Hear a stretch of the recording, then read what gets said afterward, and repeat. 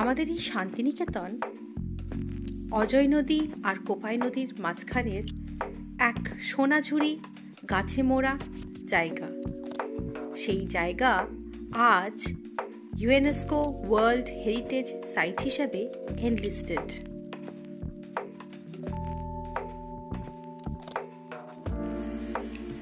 কলকাতা থেকে শান্তিনিকেতনের এই 150 থেকে 160 কিলোমিটার ডিস্টেন্সটা আমরা আমাদের নিজেদের গাড়িতেই পার দিলাম। রাস্তা খুব একটা খারাপ ছিল না, ভালোই রাস্তা। আর এটা আমাদের স্টার্ট হলো ডানকুনি হয়ে একদম ন্যাশনাল হাইওয়ে 19 ধরে শক্তিগড় থেকে আর একটু এগিয়ে আমরা ধরলাম ন্যাশনাল হাইওয়ে 114। তারপর অজয় নদী ক্রস করে একদম ঢুকে গেলাম শান্তিনিকেতনে। Hello, good morning. আজকে আমরা চললাম Santiniketan and preparations all done, sandwich packed, food packets taken, swimming packet taken, yes, swimming costume taken, and now we are leaving. তো আমাদের এই জার্নিটা নিয়ার অ্যাবাউট 9 o'clock শুরু হয়েছে। মনে হয় 4-5 ঘন্টা লাগবে। আর অলরেডি এখনো আমরা বালি ব্রিজ পার করিনি, অলরেডি আমার ছেলে স্যান্ডউইচ খাওয়া শুরু হয়ে গেছে।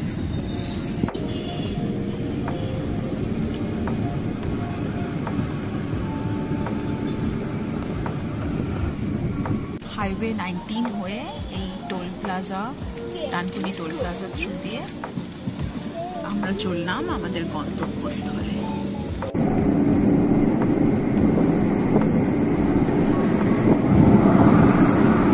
হাতে সময় খুব কম। এই কম সময়ে স্যাটারডে গিয়ে সানডে আসাটা একটু মুশকিল, কিন্তু জানি না সব জিনিস দেখতে পাবো কিনা। কিন্তু এই জার্নিটাই আমার কাছে ভীষণ ইম্পর্টেন্ট। এই যে লং ড্রাইভ, এই যে রাস্তার দুধারের গাছগাছালি, আমরা শহরের মানুষরা এগুলো দেখতেই পাই না।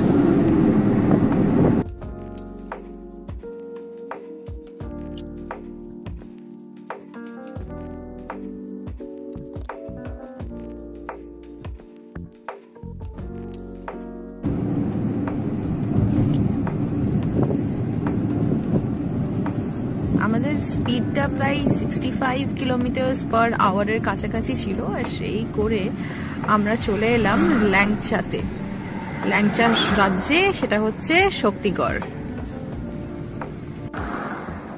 আজ এইখানেই একটু রেস্ট নেব, রেস্ট নিয়ে তারপর আবার যাত্রা শুরু করব।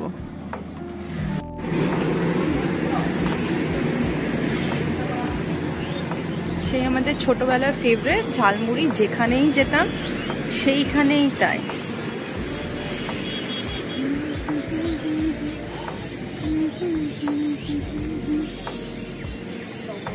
জার্নি মানেই ঝালমুড়ি, চা, সিঙ্গারা, কচুরি, আর শক্তিগড় মানেই ল্যাংচা।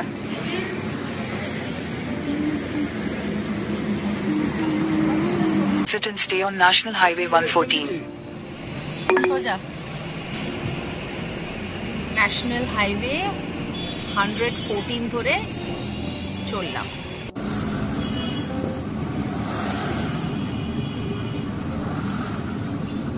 এই আমরা উঠে গেলাম ন্যাশনাল হাইওয়ে 114।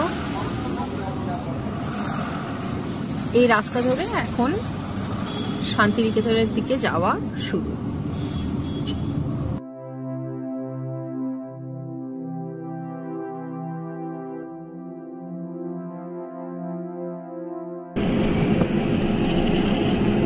যত আমরা বীরভূমের দিকে এগোই, ল্যান্ডস্কেপটা আস্তে আস্তে না এরকম চেঞ্জ হয়ে যায়।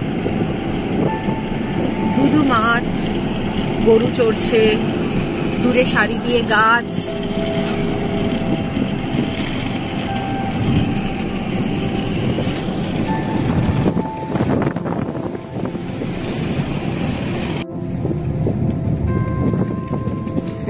চলে এলাম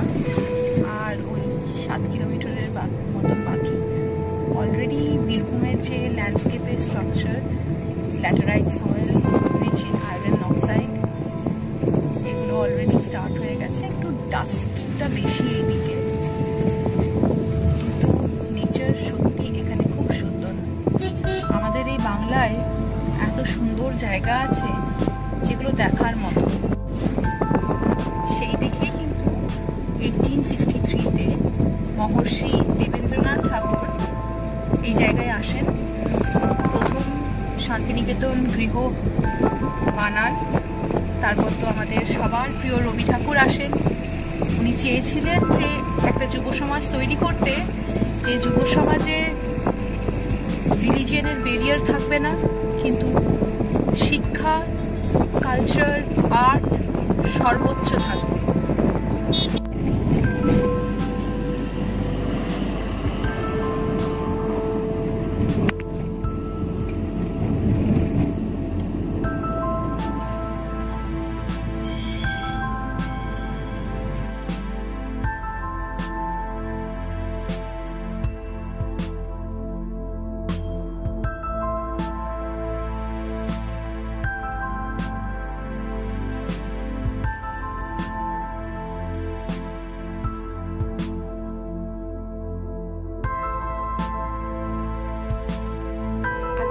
ডেস্টিনেশন হচ্ছে দ্য ক্রিস্টালো রিসর্ট।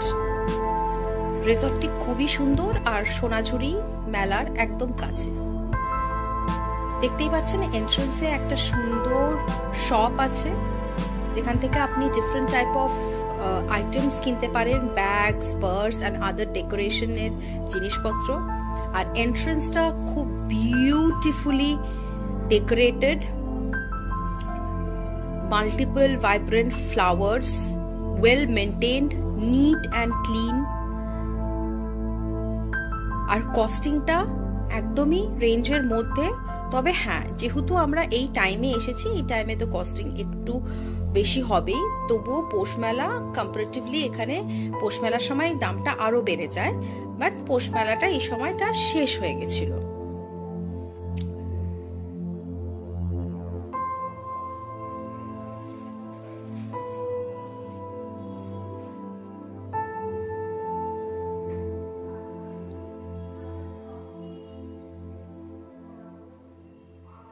আর এই পাশে হচ্ছে রিসেপশন।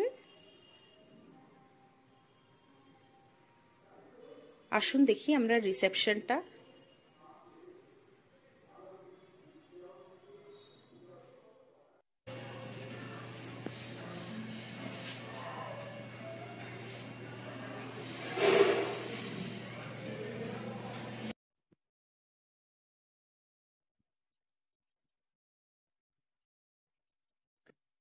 এটা হচ্ছে রিসর্টের সামনের গার্ডেন। ক্রিসমাসের জন্য খুব সুন্দরভাবে সাজানো হয়েছে, illuminated with different types of lights. আর দেখতেই পাচ্ছেন রিসর্টটার একটি নিজস্ব রেস্টুরেন্ট আছে, যেখানে বসে আপনি আপনার স্বেচ্ছা মতন খাবার খেতে পারেন।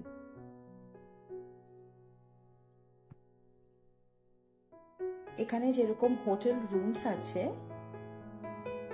সেরকম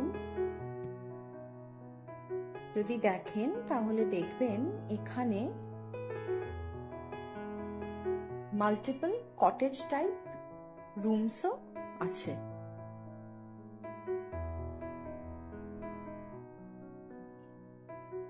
আপনাদের সেলফি ফটোগ্রাফির জন্য, ইনফ্যাক্ট বিয়ের প্রি-শুটসের জন্য এই জায়গাটি খুবই সুন্দর। আর সেই ধরনের প্রি-শুট এখানে চলেও মাঝে মধ্যে। ভাইব্রেন্ট, বিউটিফুল টাইম কাটানোর জন্য খুবই সুন্দর।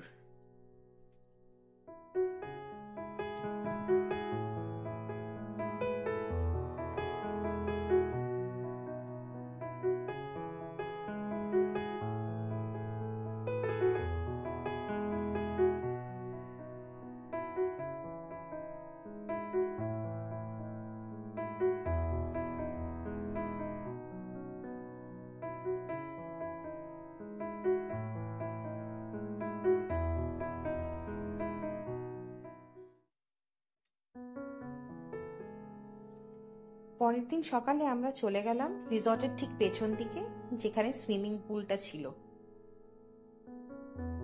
Clean clear swimming pool.